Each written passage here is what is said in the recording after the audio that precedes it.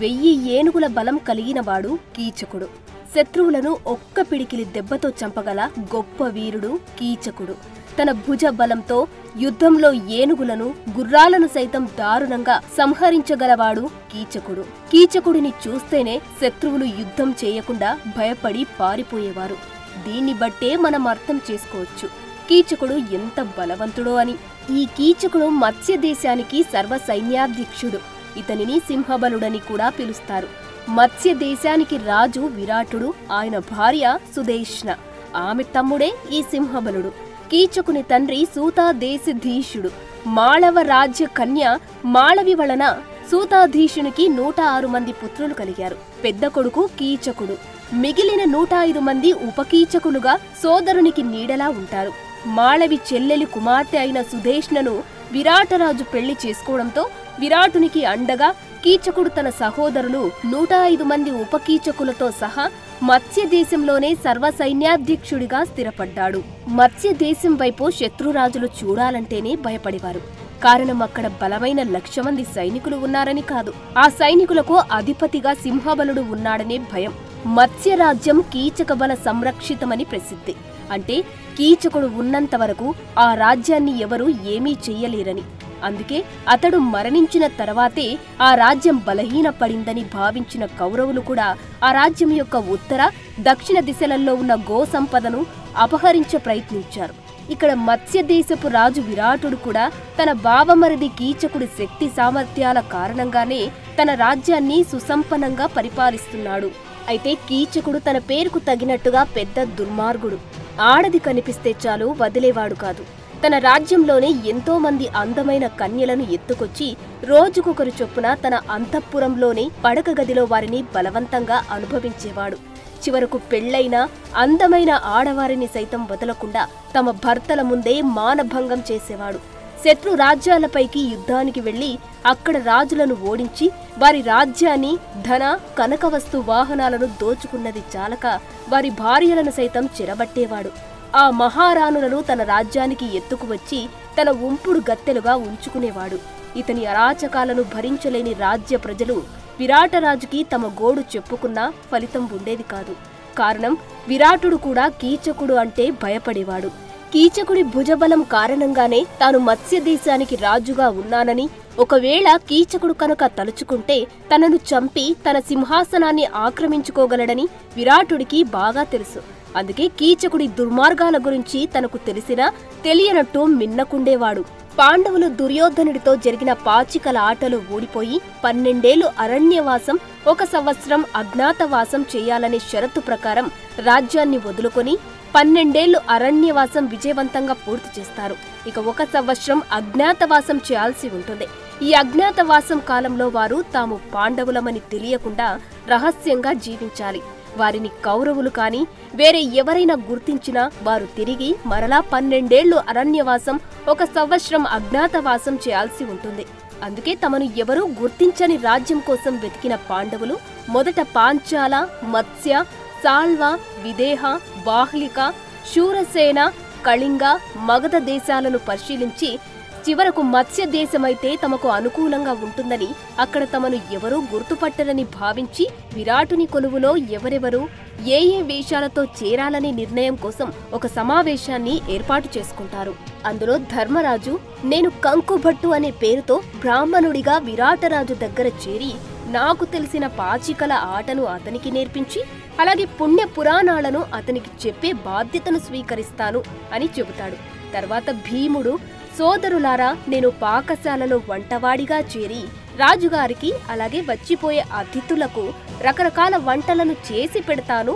ఇకపై నా పేరు వలనుడు అని చెప్పగా తర్వాత అర్జునుడు లేచి నేను దేవతల రాజధాని అమరావతికి వెళ్ళినప్పుడు అక్కడ అప్సరస ఊర్వశి నన్ను నపుంసకడవు కమ్మని శపించింది. కాని ఆ శాప ఫలితాన్ని నా అభిష్టానుసారమే అనుభవించవచ్చని ఇంద్రుడు నాకు మాట ఇచ్చాడు. ఇప్పుడు ఆ శాపాన్ని వరంగా మార్చుకుంటాను.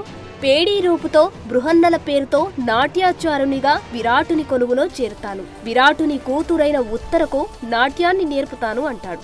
ఆ తర్వాత నకులుడు లేచి తాను అశ్వశిక్షకునిగా దామగ్రంథి పేరుతో విరాటుని కోటలో స్థానం సంపాదిస్తానని, అక్కడ ఉన్న అశ్వాలను ఎలా అధిరోహించాలి అనే దానిపై సైనికులకు శిక్షణ ఇస్తానని చెబుతాడు. తర్వాత సహదేవుడు లేచి, నేను తంత్రిపాలుడనే పేరుతో గోశాలలో చేరి అక్కడ ఉన్న ఆవులను అడవికి తీసుకెళ్లి మేపి తర్వాత వాటి పాలు పితికే పనివాడిగా చేరతాను అంటాడు. ఇక చివరగా ద్రౌపది లేచి, నేను మాలినిగా పేరు మార్చుకొని విరాటరాణి సుధేష్ణకు సైరంధ్రిగా పనిచేస్తాను అని చెబుతుంది. అందరూ అనుకున్నట్లుగానే విడివిడిగా వెళ్లి విరాటరాజు దగ్గర పనిలో చేరతారు. అక్కడ అందరూ బాగా పనిచేస్తూ రాజుగారి దగ్గర మంచి పేరు సంపాదించుకుంటారు. ఇలా 10 నెలలు గడుస్తాయి. ఇంకొక 2 నెలలు ఉంటే వారి అజ్ఞాతవాసం పూర్తవుతుంది. విరాటుని కొలువులో పాండవులందరూ ఏ ఇబ్బంది లేకుండా సంతోషంగా జీవిస్తూ మిగిలిన 2 నెలల కాలం త్వరగా పూర్తయితే బాగుండు అని అనుకుంటూ ఉండగా వారు ఊహించని ఉపద్రవం కీచకుని రూపంలో రానే వస్తుంది. పాండవులందరూ విరాటుని వద్ద పనిలో చేరే సమయంలో కీచకుడు తన పక్క రాజ్యంపైకి యుద్ధానికి వెళతాడు. 10 నెలల పాటు సాగిన ఆ యుద్ధంలో శత్రువుని ఓడించి విజయంతో తిరిగి వచ్చిన కీచకుడు విరాటుడిని కలిసి యుద్ధ విశేషాలను అతనికి చెప్పి ఆ తర్వాత తన అక్క సుధేష్ణను చూడడానికి ఆమె అంతఃపురానికి వస్తాడు. అక్కడ తన అక్కకు సపర్యాలు చేస్తున్న మాలిని పేరుతో ఉన్న ద్రౌపదిని మొదటసారిగా చూస్తాడు. అత్యద్భుత అందగత్య అయిన ద్రౌపది అలియాస్ మాలినిని చూసి కనురెప్పలు సైతం వేయకుండా నకసిక పర్యాంతం మాలినిని తదేకంగా చూస్తూ ఉంటాడు. మాలిని అందంతో అతనిలోని కామాంధుడు మేలుకుంటాడు.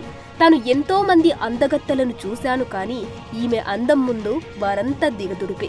ఇంతటి అందగత్తెను అనుభవించని తన జీవితం వృధా అనుకున్న కీచకుడు ఆమె ఎవరని అక్క సుధేష్ణాదేవిని అడుగుతాడు. రాక్షస ప్రవృత్తి గల సోదరుని ఆంతర్యం గ్రహించిన సుధేష్ణ తడబడి ఆమె పేరు మాలిని, తనకు మేకప్ చేయడానికి కొత్తగా వచ్చిన పని మనిషి అని చెప్పి వేరే పని ఉన్నట్టుగా అక్కడి నుండి వెళ్లిపోతుంది. ఇదే అదునుగా భావించిన కీచకుడు మాలిని దగ్గరకు వచ్చి, మాలిని, నీ అందం నన్ను పిచ్చివాడిని చేస్తుంది. నీవు ఒప్పుకుంటే నిన్ను నాదానిని చేసుకుని నిన్ను ఈ రాజ్యానికి మహారాణిని చేస్తాను అంటాడు. అప్పుడు మాలిని, అన్నా, అక్కా చెల్లెలున్న వాడివి, నేను హీన వంశంలో పుట్టి దాసి వృత్తిలో ఉన్నదానిని, నా ఈ వేషాభాషలు నీకు జుగుప్స కలిగించడం లేదా అంటుంది దీనంగా. అందుకు కీచకుడు విలాసంగా నవ్వుతూ, దాసిగా ఉండాల్సిన కర్మ నీకేంటి? నువ్వు ఒప్పుకుంటే మా అక్క సుధేష్ణనే నీకు దాసిగా నియమిస్తాను. అంతేకాదు నా భార్యలందర్నీ నీకు దాసిలుగా ఉంచుతాను. నిన్ను అష్టైశ్వర్యాలలో ముంచుతాను. నేను తలుచుకుంటే నిన్ను ఇప్పుడే మానభంగం చేయగలను. కాని నీవు ఇష్టపడి నా దగ్గరకు వస్తే ఆ మజానే వేరు అని మాలిని చేయి పట్టుకుంటాడు. కీచకుని చేతిని విసిరికొట్టిన మాలిని కోపంతో, కీచక, నా భర్తలు 5గురు. వారు శౌర్యనిధులు, శత్రు సంహార విద్యలో విశారాదులు, దేవ అంశగల గంధర్వులు. సాక్షాత్తు ఇంద్రాదులు దిగివచ్చి నీకు అభయమిచ్చినా ప్రయోజనం ఉండదు. నీ మంచి కోరి చెబుతున్నాను, కొంచెం ముందు వెనుకలు ఆలోచించుకో. అధికార బలంతో బలగర్వంతో అహంకరించి చావుని కొని తెచ్చుకోకు అని హెచ్చరించి అక్కడి నుండి బయటకు వెళ్లిపోతుంది. కీచకుడు నిర్లక్ష్యంగా నవ్వుకుంటూ పక్క గదిలో ఉన్న తన అక్క సుధేష్ణ దగ్గరకు పోయి, ఆ మాలిని నా వశం కావాలి. నీవు ఆమెని ఎలాగైనా ఒప్పించి నా గదికి పంపే భారం నీదేనంటాడు.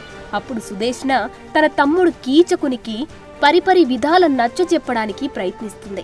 చివరకు మూర్ఖుని మనసు మార్చలేమని అర్థమై, నాయనా, కేవలం ఒక దాసి పొందు కోసం నీవు ఇంతగా పరితపించనేలా? మనము మన అంతస్తు దృష్టిలో పెట్టుకుని నీకు చెప్పాను గాని వేరేమీ కాదు. నాకు కొంచెం వ్యవధి ఇస్తే ఆమెను నయానో భయానో దారికి తెస్తాను. ఏదో ఒక వంకతో నీ మందిరానికి పంపుతాను అంటూ ఊరడించి కీచకుడిని అక్కడి నుండి పంపించేస్తుంది. తన రాజప్రసాదానికి వెళ్లిన సింహబలుడు మాత్రం క్షణాలు లెక్క పెడుతున్నాడు. సౌందర్య రాశి మాలిని రాక కోసం నిరీక్షిస్తున్నాడు. మందిరంలో ఎక్కడ అడుగుల సవ్వడి వినిపించినా సింహబలుడు ఉత్సాహంగా ఆతృతగా చూపులు సారిస్తున్నాడు. సోదరుని బుద్ధి సుధేష్ణకు పూర్తిగా తెలుసు. కీచకుడు ఒక్కసారి ఏ ఆడదానన్నా కోరుకుంటే ఆ ఆడది అతని పక్కలో ఉండాల్సిందే, లేకపోతే అతను ఎంతకైనా తెగిస్తాడు. అవసరమైతే తనను, తన భర్త విరాటుడిని చంపి మత్స్య రాజ్యాన్ని సైతం దక్కించుకొని తర్వాత మాలిని చిరబడతాడని భయపడిన సుధేష్ణ చేసేది లేక మాలినిని పిలిపించి తనకు తీయటి మద్యం తాగాలనుందని, కీచకుని భవనంలోకి వెళ్లి తీసుకురమ్మని చెబుతుంది. అందుకు ద్రౌపది కీచకుని భవనంలోకి వెళ్లడానికి నిరాకరిస్తుంది. అమ్మా, నేను పనిలో చేరేటప్పుడు మీ భవనం దాటి వెళ్లే పనులు చెప్పనని మీరు నాకు మాటిచ్చారు అని అనగా, అప్పుడు రాణి సుదేష్ణ లౌక్యాన్ని ప్రదర్శించి, అవునవును, ఇలాంటి పనులు నీకు చెప్పనని నాడే చెప్పాను. అయినా అదేమి పరాయి చోటు కాదు కదా, మన కోటలోనే ఉంది కదా అంటుంది. అందుకు ద్రౌపది, మహారాణి, కీచకుని ప్రవర్తన నాకు నచ్చలేదు. అతను నన్ను కోరుకుంటున్నాడు. ఇప్పుడు నేను అతని గదికి వెళితే నన్నేమైనా చెయ్యగలడు అని తన భయాన్ని తెలియజేస్తుంది. అప్పుడు రాణి సుదేష్ణ, తన తమ్ముడు నీవనుకుంటున్నట్టు చెడ్డవాడేమీ కాదు. నేను పంపానని చెబితే నిన్నేమీ చేయడు. అయినా ఒక పని దానికి ఇంతసేపు చెప్పాల్సిన అవసరం నాకు లేదు. పని చేయడం ఇష్టం లేకపోతే మానేసి వెళ్ళిపో అంటూ కోపంగా అంటుంది. రాణి సుదేష్ణ మాటలకు నొచ్చుకున్న మాలిని అజ్ఞాతవాసంలో మగ్గేటప్పుడు ఇవన్నీ తప్పవు.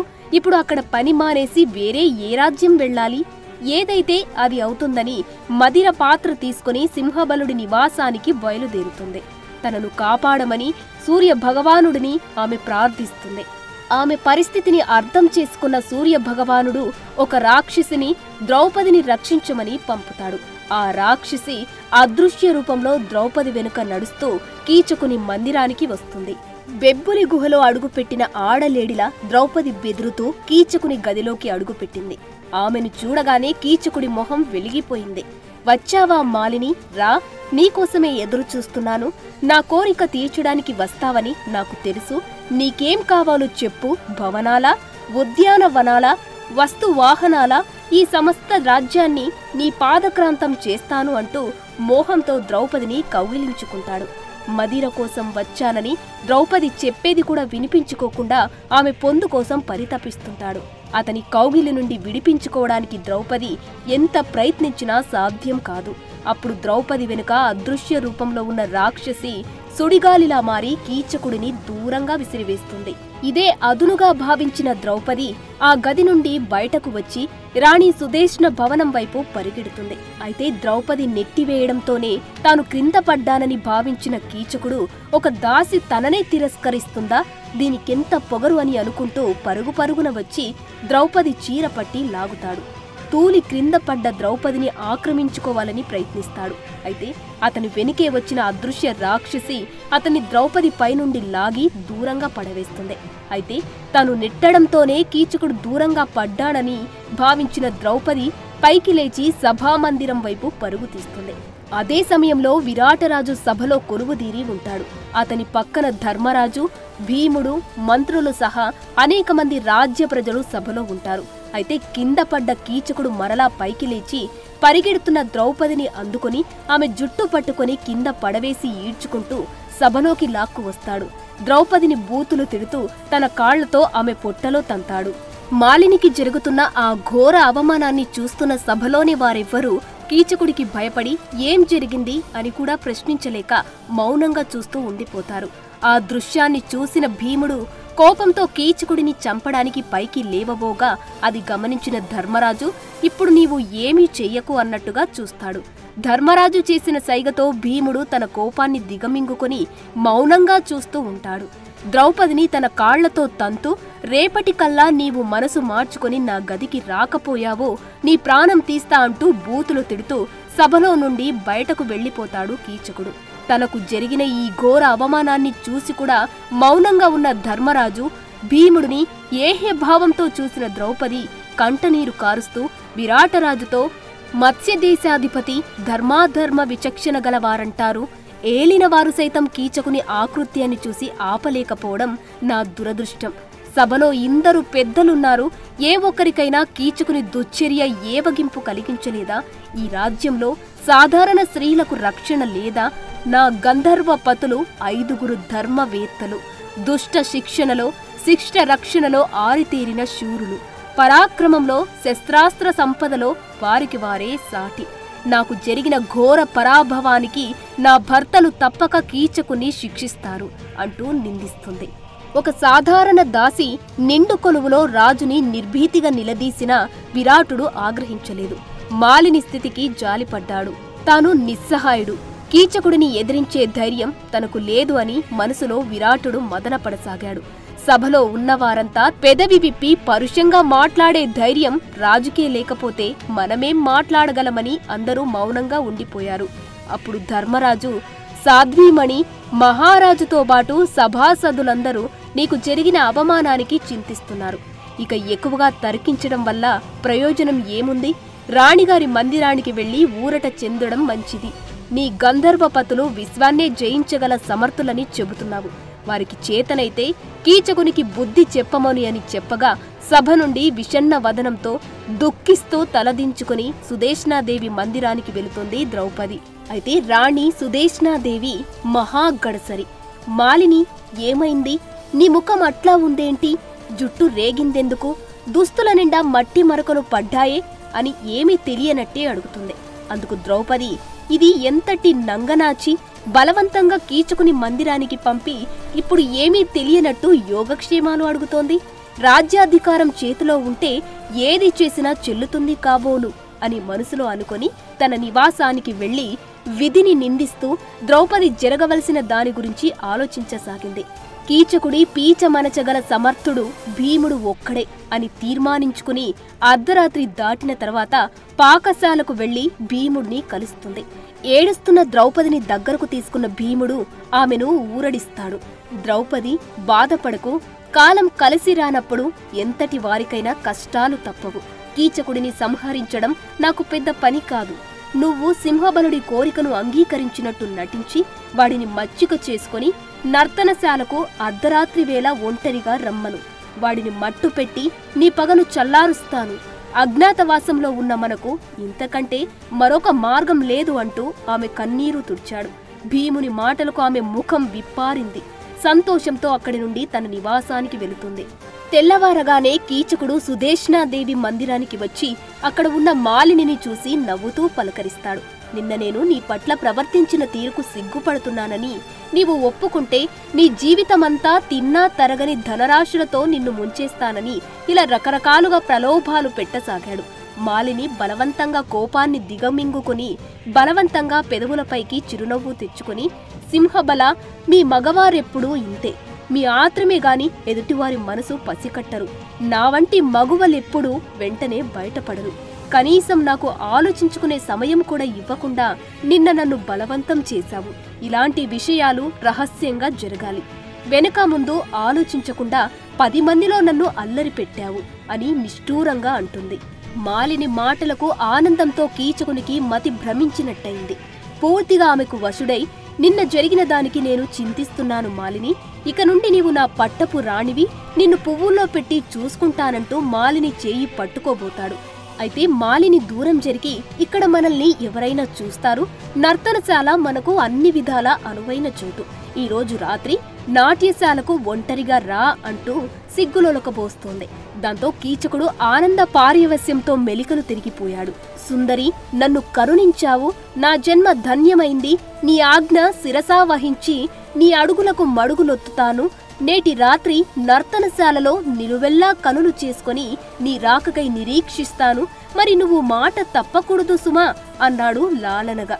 మాలిని విలాసంగా నవ్వి, నీ మీద ఆనా, తప్పక వస్తాను. ఇక్కడ మనం ఎక్కువసేపు ముచ్చట్లాడడం మంచిది కాదు అంటూ అక్కడి నుండి కదిలి పాకశాల వైపు వెళుతుంది. జరిగినదంతా పూసగుచ్చినట్టు భీముడికి వివరించింది మాలిని. భీముడు రాత్రికి కీచకుడిని ఎలా చంపాలో ఆలోచించి ఒక ప్లాన్ రెడీ చేసుకున్నాడు. ఇక్కడ సింహబలునికి క్షణమొక యుగంలా గడుస్తుంది. మాలిని అందాన్ని తలుచుకుంటూ అన్నపానీయాలు మరిచిపోయాడు. చివరకు సూర్యాస్తమయం అయ్యింది. కోట వీధులల్లో సందడి సద్దుమణిగింది. ద్రౌపది సంకేతాన్ని అందుకుని భీమసేనుడు బయలుదేరాడు. వారిద్దరూ చిమ్మ చీకటిలో నర్తనశాలకు చేరారు. అక్కడ మధ్యలో ఒక పాన్పు కనిపించింది. ద్రౌపదిని స్తంభం వెనుక దాక్కోమని చెప్పి భీముడు ఆ తల్పంపై అటువైపుకు తిరిగి పడుకున్నాడు. కామంతో కళ్ళు మూసుకుపోయిన కీచకుడు నర్తనశాలకు వచ్చి మంచంపై అటు తిరిగి పడుకున్నది మాలిని అనుకుని దగ్గరకు వచ్చి భీముని మీద చేయి వేసి అనురాగ పారవశ్యంతో, మాలిని, ఇప్పటికైనా నన్ను కనికరించావు. ఇక ఈ క్షణం నుండి నేను నీ దాసుణ్ణి అంటూ భీముడి మేలి ముసుగు తీస్తాడు. మాలిని బదులు భీముడిని చూసి కంగు తిన్న కీచకుడు, ఎవడివిరా నీవు అంటూ కోపంతో ముఖంపై గుద్దబోతాడు. అయితే మంచము నుండి క్రిందకు దూకిన భీముడు కీచకుడిని ఒక తన్ను తంతాడు. ఆ దెబ్బకు కీచకుడు కింద పడి తిరిగి లేచి భీముడిపై కలబడతాడు. వారిద్దరూ మదపు టేనుగుల వలె ద్వంద్వ యుద్ధం చేయసాగారు. ఒకరిపై ఒకరు పిడిగుద్దులు గుద్దుకుంటూ ఒకరికి ఒకరు తగ్గకుండా పోరాడుతున్నారు. తన భంగపాటు బయటపడుతుందని కీచకుడు, తన నిజరూపం తెలుస్తుందని భీముడు ఓ పక్క భయపడుతూనే గట్టిగా శబ్దం నర్తనశాల దాటిపోకుండా ముసుగులో గుద్దులాటలాగా భీకరంగా పోరాడుతున్నారు. ఒకరిని ఒకరు పిడికిలతో గుద్దుకుంటున్నారు. ఆ రాత్రి నర్తనశాల పదఘట్టనలతో కంపిస్తోంది. తోక తొక్కిన పాముల వలె భీమ కీచకులు బుసలు కొడుతున్నారు. చీకటికి భయాందోళనలు తోడు కాగా మాలిని నిలువెల్ల కంపిస్తూ స్తంభం చాటు నుండి వారి పోరాటాన్ని చూడసాగింది.